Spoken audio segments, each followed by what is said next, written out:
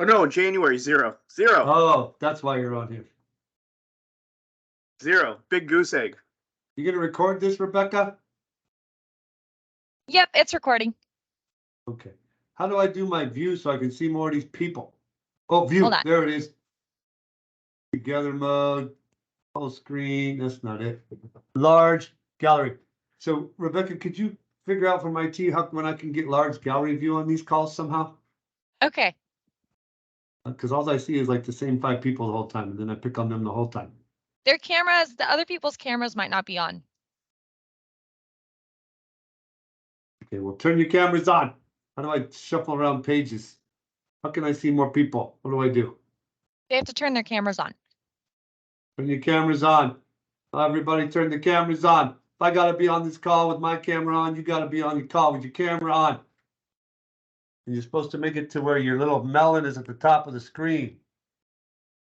You know what your little melon is? Yours is kind of a big melon, Chris. Yeah. It used to be bigger when I did more loans. Yeah. Lesson learned. All right, I'm almost there. All right, there. Head at the top of the screen, Andrew. Otherwise, you look like a little raisin head. Like, put your camera down where your dome is up towards the top. Take the full picture. If you're gonna do business on video, you gotta look good, right? Can't have stacks of paper behind you, John. Can't have no stacks of paper behind you, Clock. Can't have no stacks of paper. All right, so they call this what is this called? Minimum production call? Yep. Sweet. So there's 145 people on here. Seems like a lot.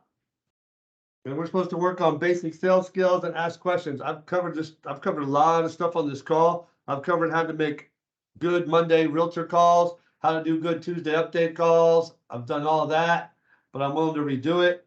So I want you all to write down one thing that you want to get out of this call. Like, get a piece of paper. You guys spend 30 minutes with me. One thing you want to learn or get relearned or reinforced. One thing. Everybody's got to write something down, Kevin. Everybody. Lacey Randall, you got to write something down. Sean, you got to write something down. Grant, you got to write something down. Linda, you got to write something down.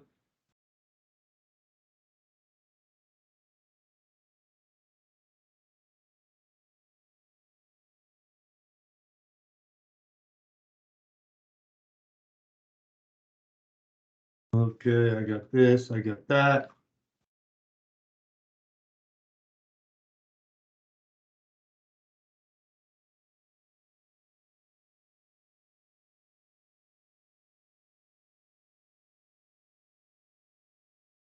Cool. Very serious. All right, I'm ready. Someone asked me for help. Like, you can just tell me your biggest frustration. Connor, I'm ready. Yeah, Jim, my question is, when I'm calling on realtors, like cold calling, what's a good technique for a voicemail to get them to call me back? What would make you call back? Something with value. Like what? Maybe if I told them I had a program that can earn them more money, or some sort of, yeah, something like that. Yeah, so you're talking about your value proposition, right? Yeah. Right, and we worked on that at the last event. Mm-hmm. And that was a little rude, and I told you guys all that you probably don't have one. If you had one, it probably wasn't so hot. And I gave you mine. You remember what it is? What is it? First of all, Todd and I disagree on what a value proposition is, okay? So it's okay we disagree. For me, a value proposition is a structured statement. So it's one thing about your company that benefits the client, one thing about you that benefits your client, and how it benefits your client. And it can be the same thing, but you have to present, it has to be that you say it in the form of what your company does and what you do, because that is stronger. So if you're a realtor and you're a good realtor, hopefully you're not cold calling crappy realtors. That's a big mistake, right? Like, if you guys are just cold calling realtors without making sure they're qualified in advance, here's the danger. Here's the danger is that you're going to call somebody And even if you do it perfectly, you're gonna get no result. And if you keep getting no result, most of you are gonna stop doing it. You agree with that? So that's very dangerous for you. Very, very dangerous. So you can't do that if you guys are doing that. It's super dangerous because I mean, I have a story, but I can't tell it. It came to me, but I can't tell it. Just trust me, it's super dangerous. You can't do it, right? So you got to make sure they're qualified. So so if someone's really good at business, if they're qualified, do you think that loan officers blame their company sometimes when things aren't going well? They do, because they're, listen, if I'm not talking about you, then don't take it personal what I'm about to say. It's because they're weak. They messed up on the loan. They didn't handle the first couple days right. They didn't analyze income right. So they get on the phone with the agent to update them and they blame the company and the underwriter. Right? That's kind of like you don't want to go out to a party, so you keep blaming your wife. Pretty soon no one likes your wife and don't invite you no more. Pretty weak, right? Everybody knows I go to bed early. If I leave the party, they all know where I went. It ain't because of my girl. I'm tired. I'm 54 years old. I'm going to bed. And I don't care what you think about me. Well, you think about it, you're a realtor, you're a top producer, and the loan officers out there are kind of weak and they blame their companies. So that's why you have to say one thing about your company and one thing about you that's congruent. It's more professional. You're happy where you are. You're strong. You're powerful. You overcome. You're a leader. That's what it sounds like. So I gave you mine. My company's been doing Tuesday updates for over 25 years. I've been doing Tuesday updates because I have to at this company since I started here over 23 years ago. In the last 3 months, we have generated over 16 leads we've referred back to our agents that resulted in 7 closings at an average commission of $10,000. I want to meet with you how I can show you how I can refer you back closings for your commission average loan amount. Something like that. One thing about the company, one thing about you, quantify it and reflect it on them.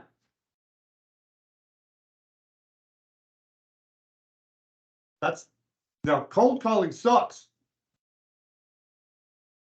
10-3-1. You talk to 10 people, not leave 10 voicemails, Connor. You probably have to leave about 40 voicemails, and maybe 10 will call you back. You talk to 10, 3 will say they'll meet with you, and 1 will show up. Sound about right? Yeah, that sounds right. And then that 1, I say you got about a 50-50 chance of getting leads from them. So you'd have to talk to 20 cold call realtors to pick up 1 or 2. At the most.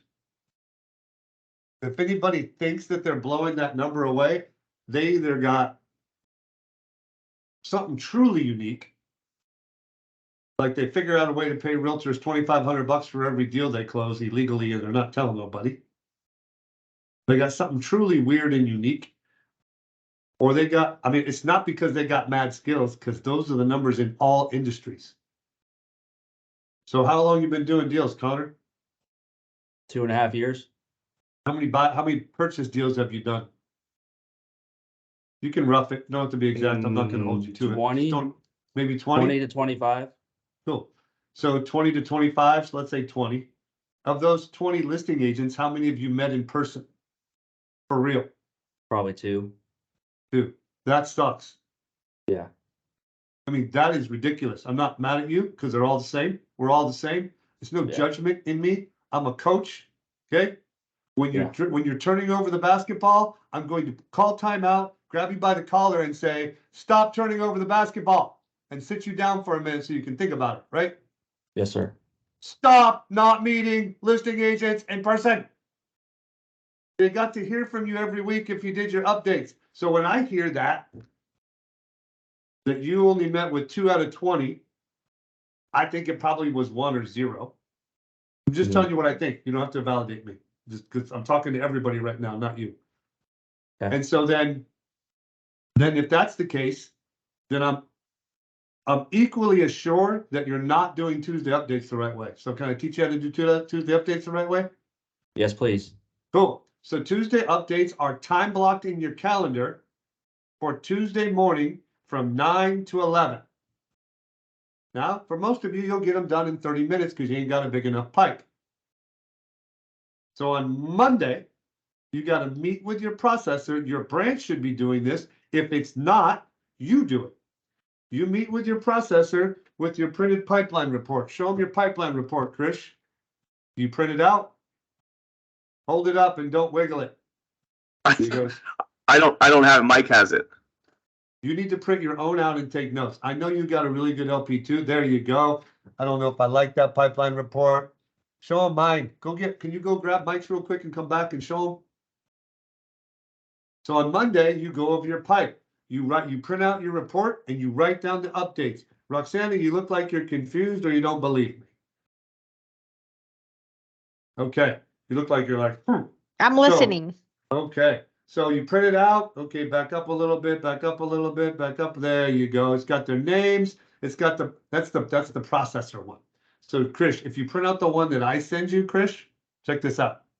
If you print out the one I send you, it's got less information. It has the buyer's name and phone number. It has the agent's name and phone number on the report. Full contact information. Yes, buyer, agent, listing agent, and buyer, and their cell phone numbers on the report that you get on Monday morning. See, what I do is I take salespeople and I give them structure. So now you have a pipeline report. You go through your pipe and you get the update. And then on Monday, Tuesday morning, you come in and you don't have to open up nothing, or you can, and you call all 3 people. So the order is buyer's agent first, then buyer, then listing agent. That's the order.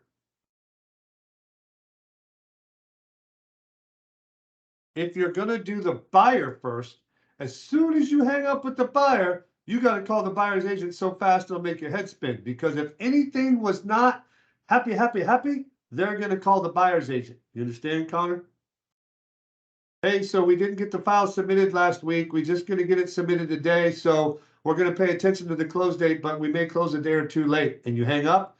They call that agent so fast and tell them that you stink. It's ridiculous. Cool. So you got a time block Tuesday morning, 9 to 11. You got to have your printed pipeline report. You have to already have your update. And then you call them. And the first thing you do, Connor, is announce the call as a Tuesday update. This is called sales. It's called branding and it's called marketing. So I call you and I say, hey, Connor, it's Jim Reed with Summit Funding. Do you have a minute? Yeah, I got a second. Great. Listen, Connor, I told you when we first got you pre-approved, on Tuesdays, I call everybody involved and give an update. It's Tuesday morning. It's time for your Tuesday update. Do you have a minute? Yeah, we can go over that real quick, Jim. Sweet. Do you have a piece of paper and a pen, Connor? I'll give you a minute to get it because there's a couple of things I'm going to need from you that I'm going to need to get back from you quickly after I give you your update. Does that sound okay? Yeah, that works. Let me grab it right now. Y'all don't tell them to grab pen and paper. Y'all don't do that. You tell them what to get you, and they go off their memory. By the time they get home, they can't remember all of it, and then they give you half of it. Right?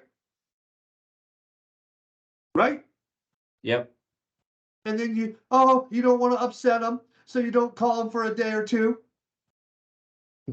And then you want to rush at the end of the file, right? Don't do that. Be the driver.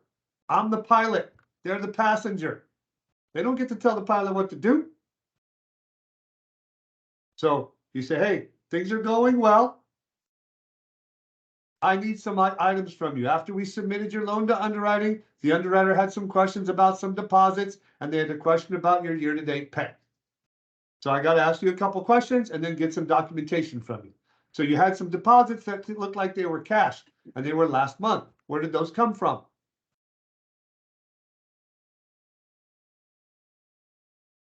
Make something those up, came Connor. from- You can do it, Connor. Make something up. Tell me you sold a motorcycle. Tell me yeah. you had a wedding and they gave you some cash. Tell me something. I had a boat and I sold my boat.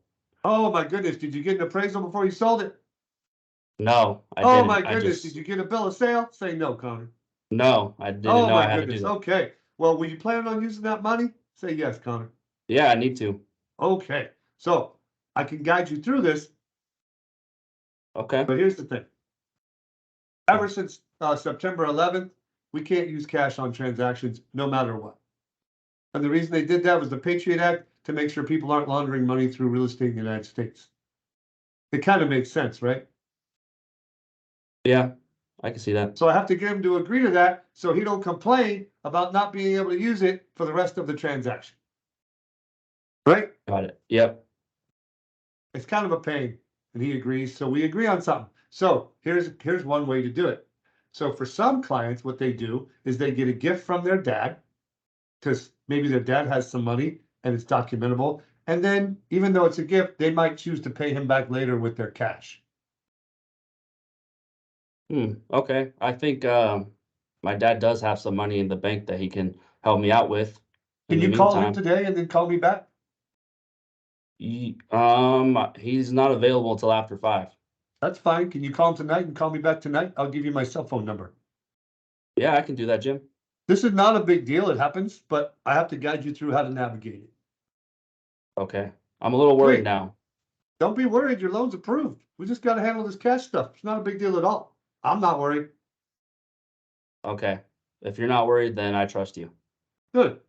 So I'll give him his update. Now listen, I need that stuff done today, and then we're closing in 16 days. If I can get this stuff all handled the next 2 days, we're going to still maintain our on-time pace to close. Okay, I think I could do that, Jim. Sweet. So now I'm going to give the buyer's agent an update and the listing agent an update. Is there anything else I can do for you right now? I really want to open up another credit card. Is that a good idea? Connor, now you're trying to be a weirdo. No, sir, you cannot. Do you remember hey, remember this thing I had you sign, all the do's and don'ts? I go over it with Yeah. every client. It says, do not open a credit card. Don't buy a washer and dryer. Don't buy a refrigerator. Don't co-sign for anybody. I'm going to fax it to you. Actually, you know what I'm going to do, Okay. Connor? I'm going to take Yeah. a picture of it and text it to you right now. Yeah, that'll be best. Cool. So I literally would do that. And I would Okay, cool. CC the buyer's agent on it. Yes, Roxana, I would do that. She looks like she doesn't believe me, doesn't she? So I would take a picture of it again, and I'd take a picture of the one that he signed, and I would send it to him. And then I would hang up and call the agents. And I would the key ingredients to a Tuesday update that you just learned are what? Anybody?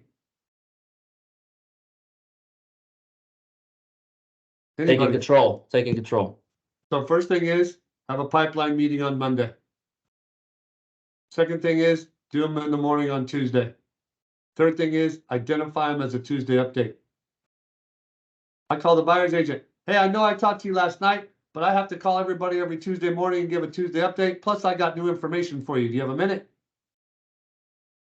I give them an update. If you do this and you brand them as a Tuesday update, your agents will start to say, oh, I've been waiting for my Tuesday update. Tell me what's going on. And they clap their hands and they're all excited. Now, the listing agent, I tell them in the beginning, I'm going to give them Tuesday updates. And then I give them Tuesday updates. And at the end, I just ask them, how did we do? You guys did great. Listen, my team this morning made me promise that I would call you and ask you for a meeting. They loved working with you.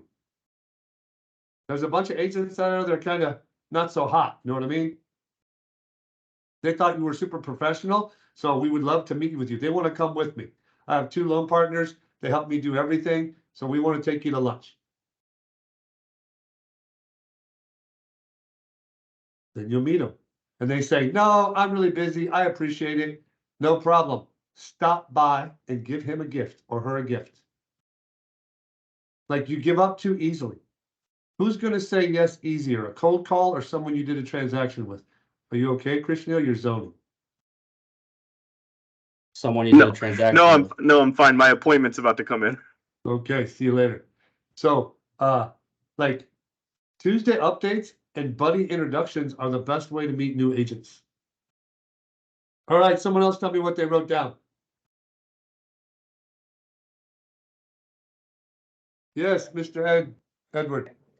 Hey, on the weekends, you get an agent or you get a borrower that calls you and said they're pre-approved with their credit union, but they can't get out of the credit union. They need a lender letter, and your top agent referred them over to you. What do you say in those scenarios? First of all, how many times has that happened to you? This weekend, twice. So they got pre-approved with their credit union Yep, and they're working with your top agent, one of my agents. one of your agents, and they just met the agent or they've been working with them? They've been working with them. I'll make you a deal. I'll give you a letter if you meet me in person on Monday night. Good one. Okay. You can't get every loan, but I guarantee the credit union didn't meet them in person. Then you do a professional presentation and your price is higher, you might get the loan, you might not, but they'll love you. And then your realtor says, man, the credit union's got way better rates than you. Yeah, they also have a real estate department that does it for 0.5%. They're definitely cheaper than both of us. I agree. No, you guys don't think I would say that, do you? I for sure would say that. And it's true. I have an agent who's certified with credit union. She has to agree to represent him for 1.5%, and the credit union takes a half of it. Wow.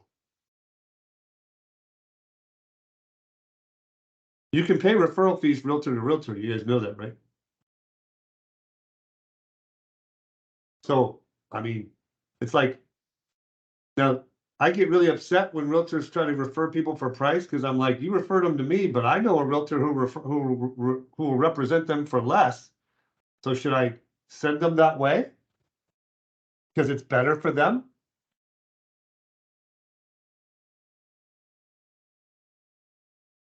You're telling me that you got to refer them somewhere else because they're cheaper. That person meet them in person? That person guaranteed to close on time? That person pay if they disclose wrong? That person answer the phone at night? Or don't fight about it and just don't get no loans. Yep. What did that guy with the coffee bean say? You don't remember? I'm a way better student, you guys. You gotta He show said up you for have every to fight. fight all your fights. You don't have to win all your fights. You have to fight all your fights. You guys think you have to win all your fights, so you don't fight the fight. That's what I believe. You think you have to win every fight, so if you don't fight, then you didn't lose. That's what I think happens. You gotta fight the fight. That's what I think. I think that if you're gonna do loans by phone, I think that if you're gonna do loans without a professional presentation, I think that if you're gonna, send over LEs and written fee estimates by email, it's not gonna work out so hot for you. It's just not. Like, really, what is your value proposition at that point as a loan rep to a borrower? Mine is a free meeting for an hour or more, all your questions answered. You leave with a written plan if you don't qualify, or a pre-approval letter if you do. If I close late, I pay. If I estimate wrong, I pay.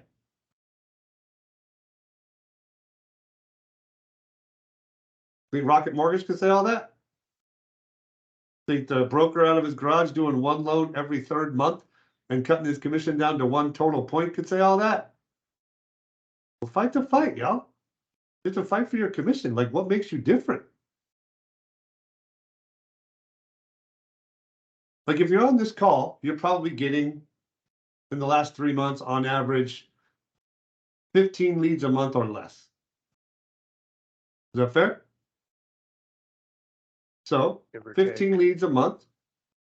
If you met all of them for 2 hours, that's 30 hours a month. And you're not going to meet all of them. You're going to meet about half. So it's about 15 hours of work a month to meet them all for 2 hours in person. Drive to their house, meet them at the real estate office, meet them at the Starbucks, meet them at your office, whatever it takes. Whatever it takes. Whatever it takes to meet them in person. And have your answer ready. Listen, Braden, I'll do whatever it takes to meet you and your wife in person, and I want to tell you why. When I don't, one of you is confused and uncomfortable about the biggest decision in your life. I look at the news, Braden, and I'm like, Republicans and Democrats ain't getting along. There's a war over there in Ukraine. The inflation's really high. It's a scary time. So Yeah, it is. I think it's worth meeting in person. So you can come in here and I'll accommodate you. If you guys can't make it, I'll meet you somewhere by your house. Who referred you to me again? What did Connor they did. say about me? This is how you do it. Like, it's one step at a time. When you get a lead, your whole purpose is to figure out a way to meet them in person. And that ain't emailing LEs and written fee estimates and giving them everything you know off over the phone. That ain't it. It's just telling them why it's important to them to meet you in person. Like, it's crazy. We were so busy for so long that we got used to cutting corners, and you have to uncut them, y'all. Uncut them. You must meet every listing agent in person. You must have the agents that love you introduce you to more agents. You must meet every lead in person. You are a boutique loan officer. Act like it. We ain't, what are them two stores that you go to and buy name brands for less? Marshalls. And what's the other one? Come on. Ross. TJ Maxx. Ross, just for less. We ain't Just for Ross less, and we Ross. ain't Marshalls. We ain't Ross and we ain't Marshalls. They sell you a Gucci bag and it ain't a Gucci bag, but they swear it is. Right? That ain't us. Like, we're a purse shop that's got like 8 purses in it and they're all super expensive and we make sure it fits. Can't do that over the phone, y'all. You can't, like, every listing agent's an opportunity for you to pick up a realtor. Like, you got to see it that way. Like, I think if anybody's meeting less than 50% of their listing agents in person, man, it's going to be tough. All right, one more question.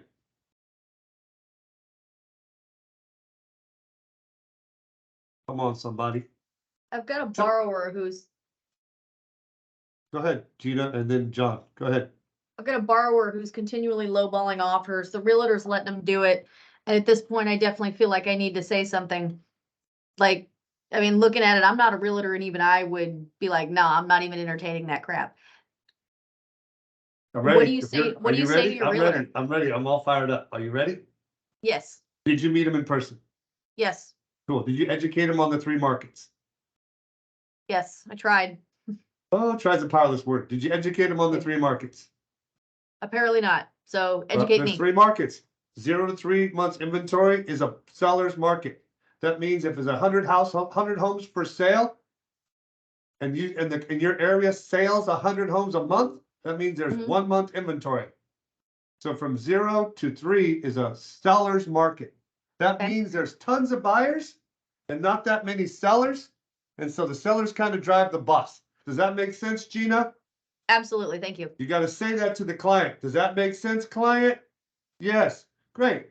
3 months to 6 months. That means there's 3 months inventory to 6 months inventory. That's a normal market. What that feels like is if it's the right house in the right neighborhood, it kind of feels like a seller's market. If it's just if it's not like the hot neighborhood with the hot schools and the hot house, then you might be able to negotiate. It just depends on the neighborhood at that point. That's a normal market. And then there's the plus 7 and more months inventory. That means there's lots of homes for sale, but not that many buyers. That market feels like you can sleep on it, you can offer less, you can ask the seller to pay. Does that make sense, Gina? Yes. Sweet. Gina, what market do you think we're in right now? Now, did you ask the client that? Currently Tri-Cities is in a I know seller's. what you know, Gina. I know Okay. what you know. I'm Okay. doing my role play. Did you Oh, ask the gotcha. borrower to answer the question? No, Cool. So check this out. I have a girlfriend. I love her. I'm with her. I'm going to be with her the rest of my life. So I'm part of her family and she's part of mine. So she's got a teenage son. Teenage sons, especially boys, I don't know about girls, I have boys, they go through a little trouble in high school. It's pretty common. It's not a big deal, but you do have to address it. So the parents got on a Fuck. FaceTime call with the son to address it and, talk about the challenges and what they're gonna do to overcome them. How much time did the son get to talk? Little. Yes, not enough. not much, Gina. They'd ask him a question and he wouldn't answer it fast enough, so they'd answer it for him. And I'm writing down, I'm like, I'm not his dad. I'm not his dad. He's got a good dad. So it's not really my issue. I'm trying to be supportive and trying to be like, I don't know if friend's the right word, mentor, trusted advisor kind of relationship with this kid. And I'm sitting next to her and I'm like, writing on a piece of paper and like holding it over the camera. Let him talk. They won't let him talk. So after about 5 minutes, is he done listening or what? Is that what happens in your guys' presentations? I don't know. But think about it at least. So you do the stories, Gina, and you say, what kind of market are we in? The news says highest inflation ever. The news says mortgage companies and banks are in trouble. People aren't borrowing. The news says that it's what kind of market, Gina? News says that it's a buyer's market. No, the news says it's a seller's. Okay, It does. It's not on the news that that houses are going up by 10%, 20% a year anymore. That's not on the news anymore. And they think, the market changed. Did the market change? Not really. There's still an inventory problem, but you have to ask them, what kind of market do you think it is? They'll either get it right or they'll get it wrong. If they get it right, say, that's pretty good. Not most people get it wrong. So here's what you got to be, if you really want to buy a house, here's what you got to be ready for in this market. Or if they get it wrong, you have an MLS printout of the number of inventory and the number of months that gets sold, so you can prove to them what market we're in. Because they don't know you. It doesn't matter what you say, it matters what you can prove. It's like going to court. Get the data. You have to convince them why buy now, every meeting. Why buy now? So now I say, look, it's a month and a half worth of inventory. So you kind of have two choices. One is wait and see if the values go down and rates go down again. But probably if rates go down, what's going to happen to values? It'll probably go up, right? So you could wait. That's one of your choices. Or if you're going to buy a house, here's what I'm having my people do. Get fully underwritten up front. Write 21-day offers. Offer full price or a little more. Don't ask the seller to pay or ask the seller to pay, whatever your plan is. If you need them to pay points, have the seller pay 1.5 points and offer 2% higher than the list price. That's what we're doing, because now we get you a better rate and we're getting them full price offer. But honestly, Gina, honestly, I've been through this a lot. If you're like, yeah, I'm not willing to do that, you should maybe consider saving your time, because you won't buy a house. Now pause right there. Am I right? Am I right, Gina? yeah, I'm right. I'm giving good and solid advice. They shouldn't Yes. waste everybody's time if they're gonna lowball, because they're never gonna buy a house. Am I right? right, Don't you think I should say it in a nice way? probably, And I should say it in a nice way for their benefit, mine, and the realtor, shouldn't I? yes, And then I should hang up and say, Mrs. Realtor Roxana, I just got done meeting with Gina. She's a little bit confused on the market. She thinks it's a buyer's market. I showed her some data. I showed her the average appreciation. I showed her the number of months inventory. What I recommended to her is that she make full price or more offers, get underwritten up front, and write 21-day closes if she really wants to buy a house. So I just want to tell you what I said for when you talk to her. Because if I don't control the narrative, Roxana, the buyer, Gina, is gonna tell the agent that that they don't like me. Because I didn't tell them everything they wanted. I told them the truth. Now, I got a style about me, they probably would still like me. But if you're worried that they would still like you, one of the ways you can get past that is control the narrative and call the agent really fast. If they want to buy a house, I want to help them buy a house. Raise your hand if you're the same. If you think service is saying yes to everything, you're confused. That ain't service. That's a mess. All right, John, ask me one more question. I gotta go. I'm already a couple minutes over. Managing expectations to everybody involved, like appraisals and You talk about turn times? yeah, The general rule is double the turn time. Now, if appraisals are taking 10 days, you can't say 20. So it's kind of, but like if we're 2 days in underwriting, we're 4. If we're 1 day in docs, we're 2. If I'm gonna call them back by the end of the day, I'm gonna call them back by the end of the day tomorrow. Double like you have to train yourself. Whatever's about to come out of your mouth, you double it. You can ask for you can move a close date once. If you move the same loan twice, you've lost the referral partner.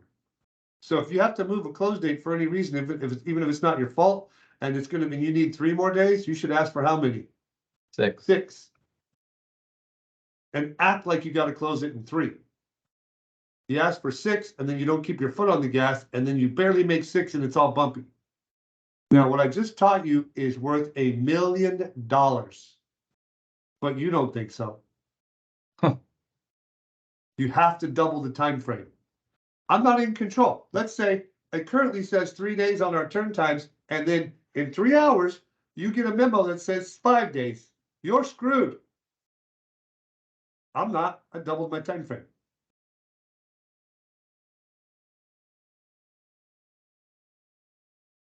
I mean, it's simple, buddy, but that's it. The second thing I'll tell you is you got to get way better at the first 48 hours of a loan file. Y'all got to get way better. You got to be able to order the appraisal, disclose the loan, collect the missing items, all in 48 hours. From it going into contract, not from when it got to you. You send out a pre-approval letter, you put it in your calendar for 2 days later to call and find out what happened. I've had agents be in contract for a week before they told me. Anybody else? Now, whose fault's that? If you want to be rich, it's my fault. If you want to barely make it, you can blame somebody. That's the truth. Like, imagine if you help all your agents be more organized and make nothing fall through the cracks for them because of how on it you are. Think they'll get like, they get like addicted to you. They get like codependent. Like therapists say codependency is not good. I say it's really good in business. All right.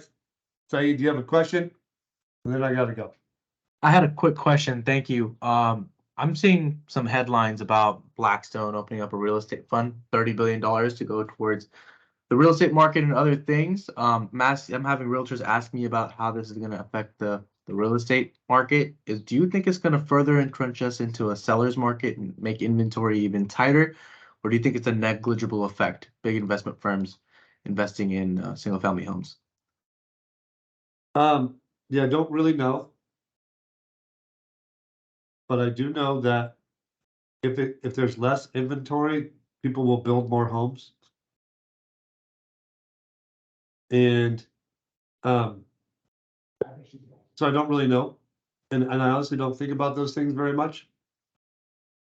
And if a realtor brought that up to me, I would say, well, what do you think is going to happen? Why do you think that? Why? What are you going to do to take advantage of it? What's your plan? What do you need help with? Okay. I don't know what's going to happen to rates. I don't know what's going to happen to the market. I don't know what's gonna happen with inventory. I don't know what's gonna happen with home values. I do know people are gonna buy homes in America for as long as I'm alive, and I do know I'm gonna do home loans. And that's what I would say to them. Okay. Don't get wrapped up in the worrying. And I'm not saying you are, Saeed, I'm talking to everybody. Like reading the news, worrying about when rates are gonna come down or go up, thinking about and worrying, like you only have one brain and it's got so much capacity. Yours may be bigger and have more capacity than mine, and it may have less. But you decide what you fill it with. So fill it with the right stuff. Because when I fill mine with the wrong stuff, I always pay the price. Every time. I will allow myself to watch 5 minutes of news and only the local news channel. When COVID happened, my girlfriend is a CNN person and I'm a Fox person. Imagine how that went. Not very good, Saeed. Truth is, we broke up, and I'm telling you, part of it was that. Yeah. How stupid is that of us? What do we care? How about we just focus on taking care of the people around us and being better example for young people? How about we just do that and see if we get along better? Huh, that worked. And so I think the same thing in business. If you can lead them to that kind of thought process and have that kind of thought process, you're more attractive. That's what I think. It's an opportunity to be a leader. Leaders never claim to have all the answers. There's only 3 kinds of leadership. By example, servant, and dictator. Nowhere in there did it say, like, be a Nostradamus predictor or any of that crap, right, guys? Be a servant. Be a good example. Don't be a dictator. Things will work out. Serve your realtors better. Serve your borrowers better. Serving them better means meeting them all in person. Having a professional presentation. Doing updates.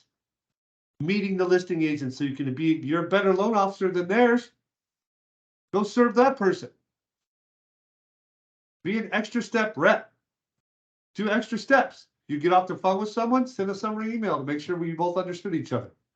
Every Friday, send a summary email of your leads, escrows, and pre-approvals to all your agents. Do more touches.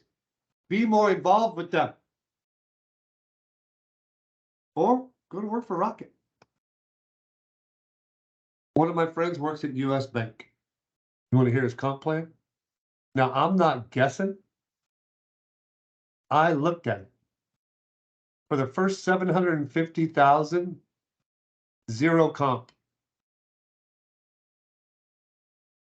For the next million, so up to 1.75, 30 basis points.